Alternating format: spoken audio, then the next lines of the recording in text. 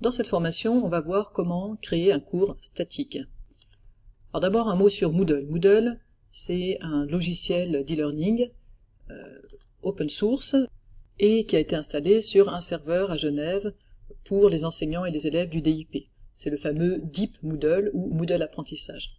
Enfin fameux, peut-être pas encore pour vous, mais il va le devenir après cette formation. Alors qu'est-ce qu'on peut faire avec Moodle? Eh bien, les enseignants vont pouvoir créer des classes virtuelles, et dans ces classes virtuelles, ils vont pouvoir déposer des documents, donner des liens vers, par exemple, une vidéo YouTube. Ils pourront aussi éventuellement tenir un bloc de classe, et toutes ces informations-là vont pouvoir être lues, observées par des élèves.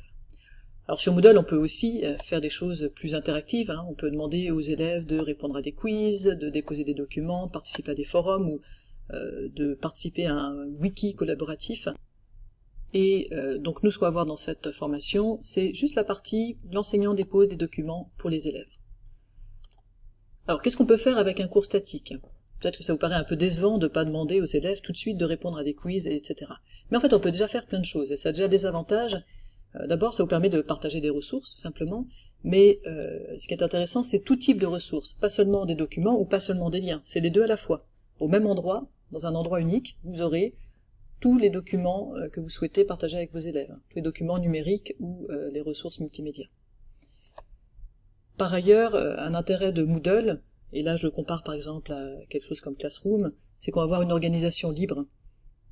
C'est-à-dire que vous pouvez créer des sections et mettre les informations où elles vous semblent pertinentes, plutôt qu'une organisation de type blog chronologique qu'on a sur Classroom. Et puis, ça permet de commencer par des choses simples. Vous allez pouvoir découvrir Moodle, vous approprier cette interface et puis cette philosophie qu'il y a sur Moodle avec des choses pour l'instant pas trop complexes. Alors qu'est-ce que vous pourrez faire avec un cours statique? Vous pouvez tenir un bloc de classe, même si dans ce cas-là Classroom vous suffirait, mais surtout avoir une zone de partage de ressources pour toute l'année. Donc ça peut être vraiment votre compagnon numérique de la classe. Donc à cet endroit-là, c'est centralisé, les élèves savent qu'ils trouveront tous les documents, toutes les ressources, les liens vers les articles, etc. Ça peut aussi permettre de donner un cours ponctuel sur une notion qu'on demanderait à l'élève d'étudier en autonomie. Donc vous allez organiser une sorte de cours en ligne pour vos élèves sur une notion particulière. Et puis, bien sûr, plus tard, vous pourrez rajouter de l'interactivité, hein. Ce n'est évidemment qu'une étape avant de faire plein d'autres choses avec Moodle. Alors, au programme de cette formation, on verra d'abord tout simplement comment créer un cours, puis comment y mettre du contenu, et enfin on passera un moment à voir comment on peut inscrire les élèves et les guider vers le cours Moodle qu'on a prévu pour eux.